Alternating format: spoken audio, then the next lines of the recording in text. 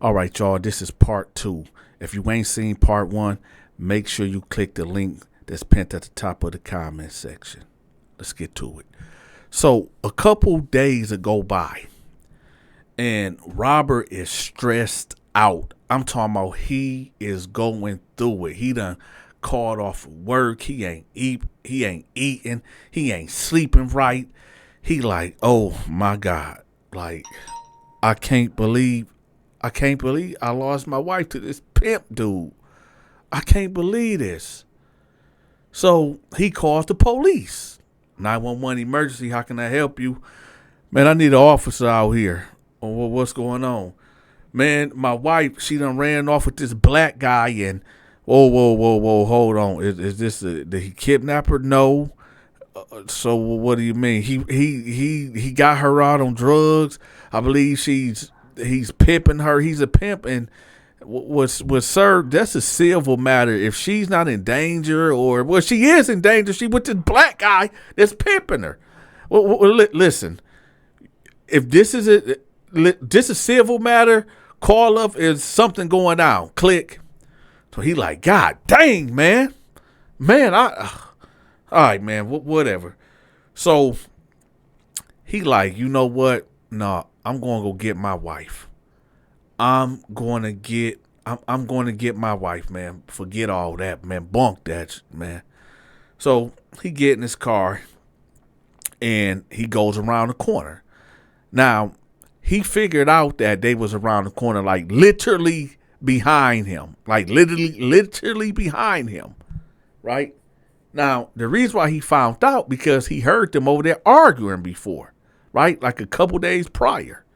So he goes right around the corner. He knock on the door. Here you go. It went like this, y'all.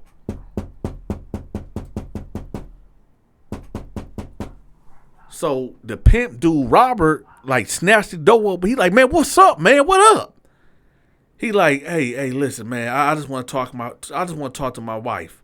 So the pimp dude like, what you want to talk to her for, man? She ain't with you no more. She with me. He like, man, I just want to talk to her. He like, yeah, you can talk to her, but it's going to cost you. So the white guy like, what? So the pimp dude was like, it's going to cost you. He was like, man, I'm not about to pay you to talk to my wife, man. What? He like, well, then you ain't got nothing to say. And then he lifted his shirt off and he had a 9 right there. So the white guy was like, look, man, I don't want no problems, man. I just want to talk to my wife. So Robert pulled out the gun. He upped the strap and he put it at dude's head, Robert head, like, hey, man, get up out of here. If you ain't trying to pay, you got to go, man. You got to go. So the white guy like, please don't shoot me. I just want to talk to my wife. So the black pimp dude, Robert, hit him with the butt of the gun. Boom, right? Busted. White boy Robert head clean. Oh, split his dome piece, right? He pistol whipped him. Blood started squirting everywhere, right? Just so happened. Maybe this was divine judgment. Maybe this was just God. God put these cops in the area. But Detroit PD was just casually driving down the street. And they was watching this whole incident unfold down the street. And when dude pulled that gun out and put it at the white guy head and then pistol whipped him, they hit them lights and drove up quick with them guns out. Detroit PD, put the motherfucking gun down. Detroit PD, put the motherfucking gun down. Right? So the pimp Robert dude just put his hands up. And he don't want no smoke at all. He throw his hands up real fast, right? They're like, get on the ground. Get your motherfucking on the motherfucking ground. So he like, all right, don't shoot, right? So they get up on him. Y'all know how the police do it. They jacked him up, put the handcuffs on him, put the knee to the back of his head, all that. They done buck wired him straight to the car, threw him in the back of the patrol car. Asking white Robert, like, you all right? You good? You cool? You need an ambulance? He like, yeah, man. They like, what's going on, man? Like, talk to us. What happened? He like, listen, man. That guy been pimping my wife out. I came over here to talk to my wife, And what y'all witnessed, that's what happened. He hit me, pulled the gun out on me. He bust me in the head with it. And then here y'all came. And I just want to talk to my wife. So his wife is actually standing in the doorway. And let me tell y'all something. If I had a picture of her, I would show y'all. This woman looked totally different. You see, months ago, she was really healthy. She probably weighed a good 175, 180 in all the white places, right?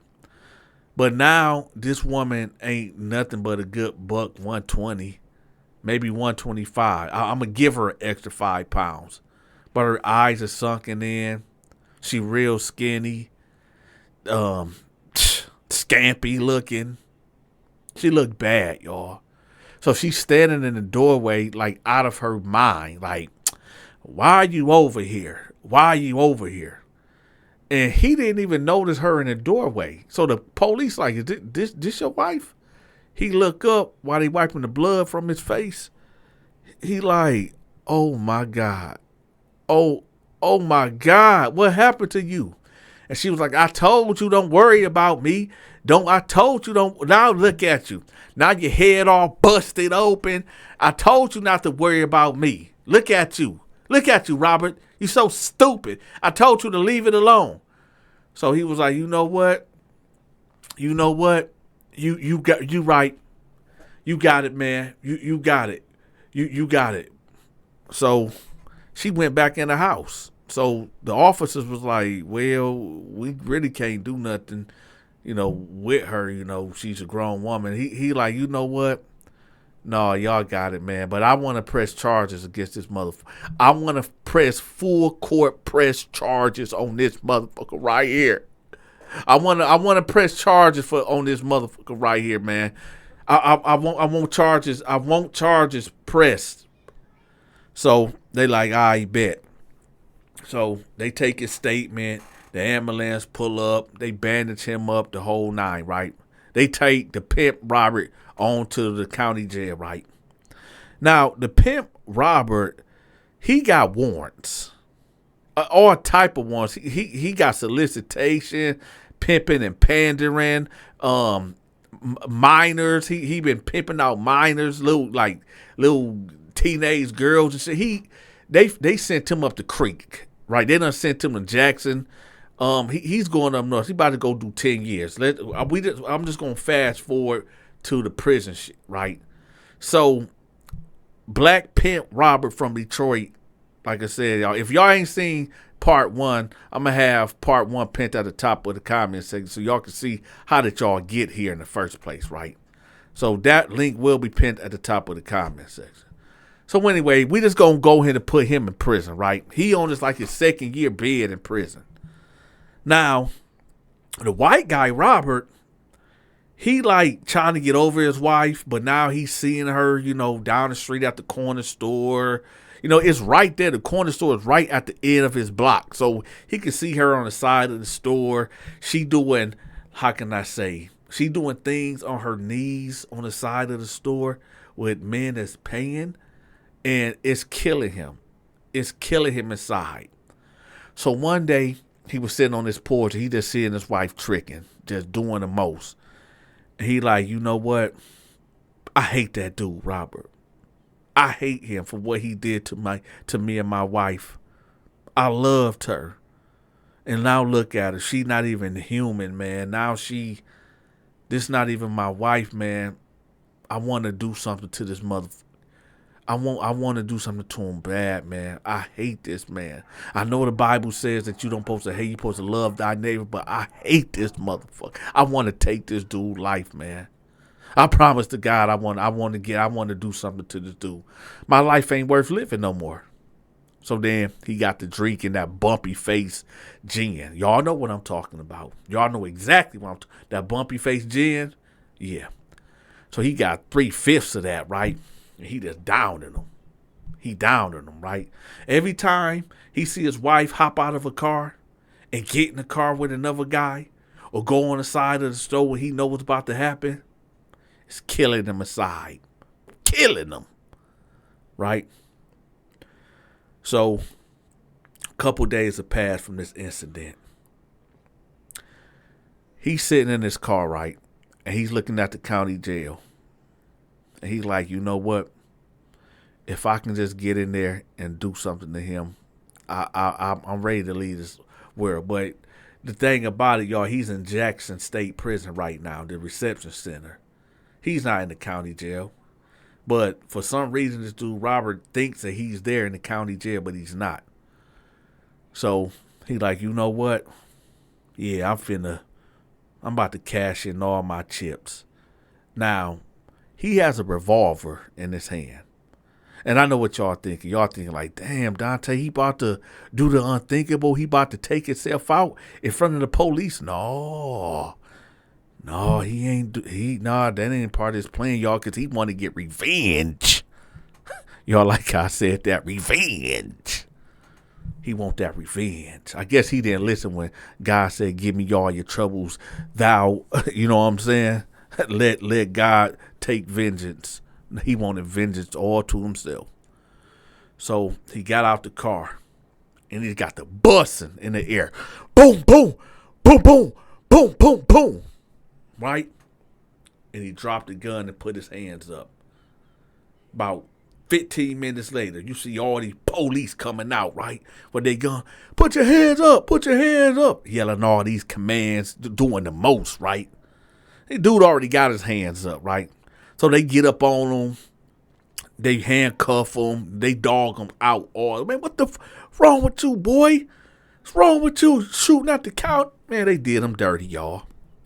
So we gonna fast forward to the getting, right? So he ended up pleading guilty and blah, blah, blah, blah, blah to all these charges, whatever. And they end up giving him 15 years, right? For busting his gun outside of the county jail. Now, he go through the whole process and this and that, whatever. But now he's working out because his mind is only focused on, I need to get this dude. I need to get this motherfucker that destroyed my life. I mean, this is what I'm here for. And when I get to him, I'm going to put my hands around his neck until I send him to hell. This is what he's saying to himself, right? So he going through the motions of prison, all this and that, right? Now, homeboy, the pimp dude, Robert, is at a level 4 in St. Louis, right? St. Louis prison. That's a level 4. So this Robert finds that out, and he end up attacking the guard, and that's what they end up sending him to, right? Now, this may be like in the 3rd year of, the pimp dude that pimped his wife out. He already in there. This is 3rd year. He done forgot. He ain't even thinking about this. You know what I'm talking about? So when this Robert get there, this is what all this whole story is about. And like I said, for y'all that's wondering, how do we even get here? Y'all have to watch part 1. Part 1 is pinned at the top of the comment section. But anyway, so he like, the white guy, Robert. So he hit the yard, right? He hit the yard. See, in St. Louis, it's 2 yards. You got A yard and you got B yard, right? The prison is divided. Now, just so happens, both of the Roberts is on the same yard, right? Now, he knows what he looked like, but the black Robert, the black pimp Robert that pimped his wife out, he don't know what this dude looked like at all. At all, y'all.